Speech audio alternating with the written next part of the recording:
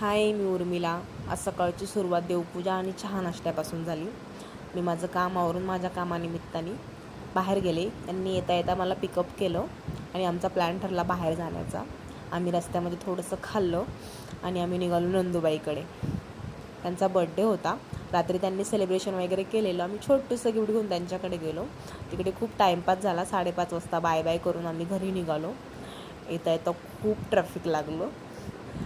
I think 7 वाजले होते आम्हाला घरी पोचायला. घरीसुद्धा पाहुणे आले होते. पाहुण्यांचा चहा पाणी करून मग लागली स्वयंपाकाला.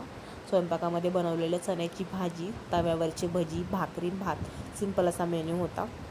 नंतर मी फ्रेश वगैरे झाले आणि चेंज वगैरे करून जिममध्ये गेले. जिममध्ये जाऊन थोडा वर्कआउट केला.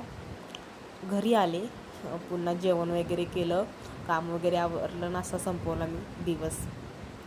तर बाय.